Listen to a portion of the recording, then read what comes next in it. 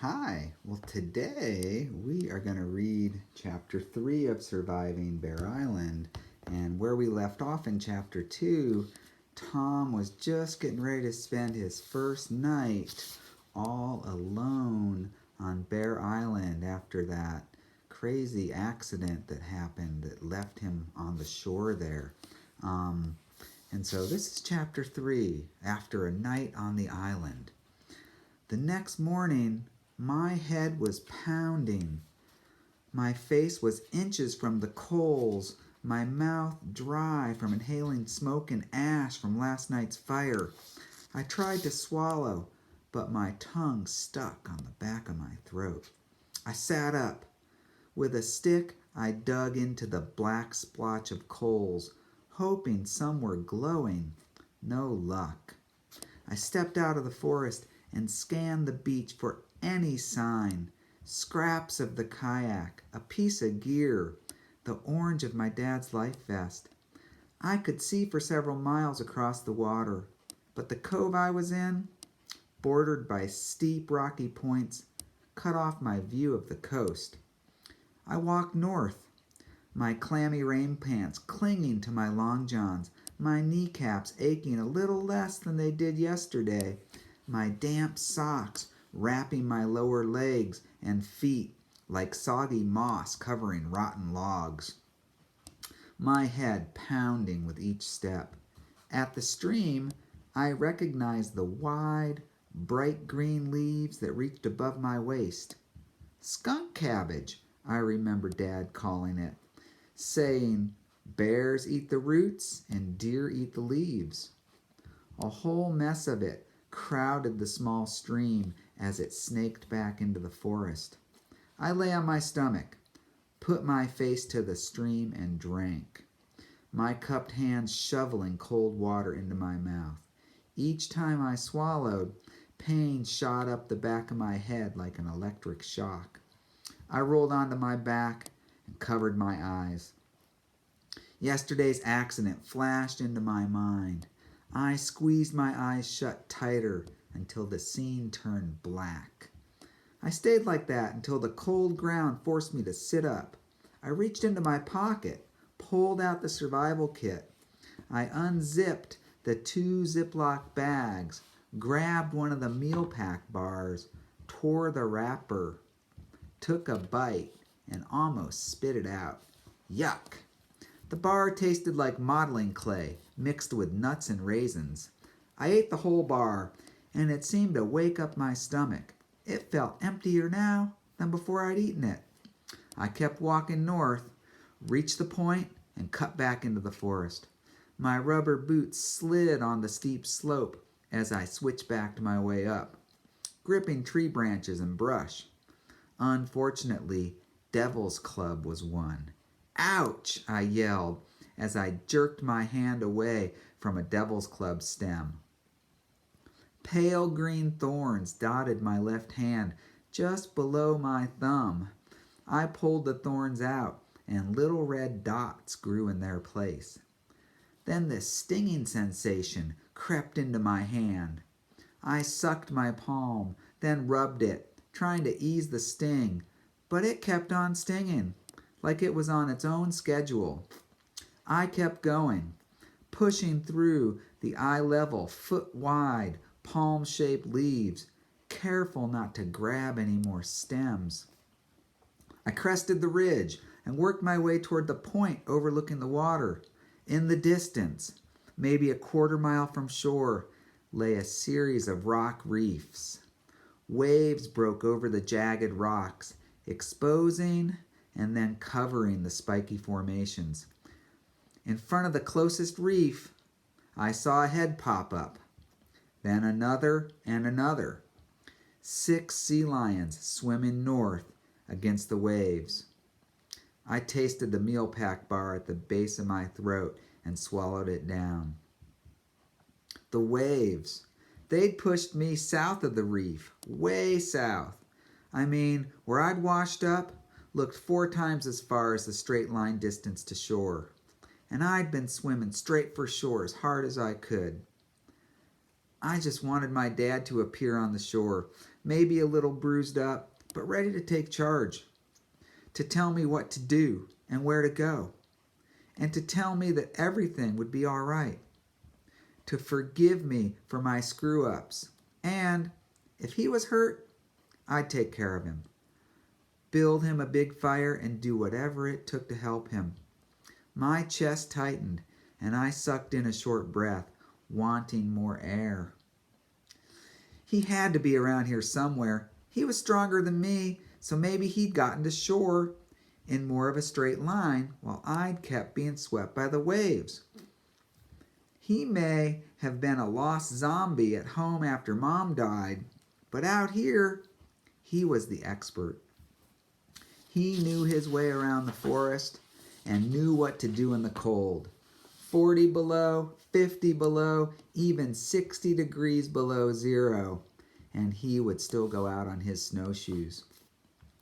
The coast angled northwest, a series of black cliffs and tan headlands 200 to 300 feet high, dotted with offshore rocks stretched to the horizon. We'd been planning to round the tip of the island, paddle down the other side part way, and then cross back to the mainland. But it was going to be a long crossing, like 7 miles. The crossing at the southern end of the island, where we'd come from, was only 5 miles. Only 5 miles of frigid water. Like we could swim either one. I'd barely made it to shore. Still couldn't believe that I was actually standing here. But if I'd made it to shore, Dad must have too. Dad, I called. Dad, hello. Nothing. I scanned north for smoke from a campfire, for an orange dot on the shore. Nothing. My head fell forward. I sucked in another short breath. Directly below me, in the cove to the north, a large stream poured out of the forest and ran over seaweed-covered rocks. Stream. Stream meaning fish. Fish. Maybe a salmon stream. And just that thought, that tiny flash in my mind, brought my hunger back up. I wasn't a salmon fan at home, but out here, I'd eat salmon till I grew scales, if I could get my hands on one. Sometimes the streams are choked with salmon. You can almost grab them like the bears do. Bears better be careful. I just wanted to eat. Eat, eat, eat. Not because something tasted good, but because I was starving. And maybe Dad was up that creek. Maybe that's why I couldn't see him. Maybe he was catching a fish right now, or cooking one. I sniffed the air for the odor of cooking fish. I couldn't be sure, but I thought maybe I smelled something. Too bad I wasn't fat. Then I'd have some reserves to burn. My 8th grade science teacher, Mr. Haskins, used to joke around about his reserves. He'd pat his belly and say he could outlast any of us in a hunger situation. We'd all laugh, but he'd just stand there smiling. Dad had more reserves than me. We were the same height, about 5'10", but he had more muscle. He was a carpenter and had all those years carrying plywood and beams and flooring. I wasn't super skinny, but you couldn't see my ribs when I didn't have a shirt on. But I was building up some muscle from working with Dad. After Mom died, he started taking me to work with him in the summers. Even then, he barely spoke to me unless he had to give me a direction or show me how to do something. But at least I was with him. I started off doing simple stuff, like stacking building materials or coating boards with stain. But I helped him with pretty much everything now. My dad had a degree in biology, but he liked keeping his own schedule, deciding when he would work and what kind of work he'd do. Just keeping it simple, he'd say. Too simple, if you ask me. We had a TV that you could only watch movies on. Can't we have cable like Billy does, like everyone does, I'd asked. When you get your own place, You can rot your brains out however you want. And no computer, at least not one that could get you on the internet. And games in our house, they took place on a board, not a screen. That didn't really bother me when Mom was alive. Then I had someone who'd actually play something with me.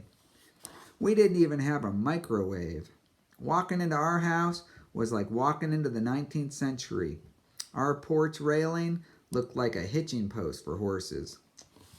On the beach, I approached the stream. Partially eaten, rotting salmon corpses lay among the rocks on the shore. Eyeless heads attached to backbones, with strips of shriveled gray skin clinging to the skeletons. Nasty stuff all around. But in the creek was a wall of pink salmon. You could see their humped backs breaking the top of the water. Pinks, humpies is their other name because of their humped backs, are mostly what's in Prince William Sound, according to Dad. Grab 'em like the bears do. I glanced around, gave my head a shake. The voice sounded so real, like my dad was talking into my ear. Maybe that was a good sign. Maybe it meant he was close by. I waded into the stream, but everywhere I walked, fish swam away from me. Hundreds of them. Before I could even get my hands in the water, they were gone. So then I stood still in the water. In my mind, I saw it. I'd scoop my hands under a salmon and just sweep it onto shore. Easy. Easy, easy, easy. But the fish wouldn't come. Wouldn't come near enough for me to even try to grab them. I walked out of the stream and sat on the beach. I pulled a survival kit out of my pocket and inhaled the other meal pack bar. Still hungry? I faced the stream and felt the dead salmon stink hit my face. My stomach growled. No way will I eat those. I shook my head and looked away. But my eyes kept coming back to the carcasses, like my stomach had taken over for my brain and was calling the shots. Then I saw movement across the stream. I stood up. A black bear stood on 4 legs on the opposite bank, just a football field's distance upstream, a distance a charging bear could cover in seconds. I wanted to run, but knew that was the exact wrong thing to do. You don't give a bear something to chase. You don't make yourself a running target. Any idiot knew that. I took a step backward, my heart pounding like a jackhammer. We'd seen a bear on the second day of the trip. We stood at the edge of the forest as it nosed around in some tide pools. Just stand still and watch, Dad had said, his hand resting on his pepper spray. No gun. Dad didn't even own a gun. My best friend Billy, his dad had like 5 guns. He kept them locked up, but Billy said he knew where the key was. I wished I had one now. The bear walked into the stream. I didn't even know if it saw me. Or if it did, it didn't seem to care, like it was thinking, "Yeah, Tom, what are you gonna do?" The bear lunged forward and swatted the water with its powerful front paws, splashing water every which way. It plunged its head underwater, then surfaced with a fish bending side to side, flexing with all its might to return to the stream. The bear settled into the beach grass and dropped the fish. The fish flopped, but the bear just put a paw over it, like a dog does with a bone. It tore into the live fish just below the head, eating one side of it while it was still flopping. With its mouth, the bear flipped the fish over and ate the other side. I watched that bear catch and eat 5 more fish like it was no big deal. Probably did it all the time. And for the first few minutes, I actually forgot that I was hungry, forgot that my dad was missing, forgot that I was stuck on an island in Prince William Sound, 60 miles from the nearest town. Yeah, it was all about the bear and how it lived, how it ate things that were still flopping, still living, how the fish's life passed into the bear, became part of the bear, like some of the stuff my mom used to write and sing about. In my mind, I saw her guitar sitting in my room. She had some songs she'd started. I was planning on finishing them. Then a growl from my stomach pushed into my throat, and the hunger kicked back in. I couldn't catch a fish like a bear, or could I? Could I dive in and grab one and toss it on shore? But I had stubby fingernails, not sharp claws, and I'd get soaked. I could feel the digestive juices creeping up my throat, burning. I wanted a salmon. I needed a salmon. And that's the end of chapter 3. Tomorrow, we'll find out if Tom gets a salmon or not in chapter 4.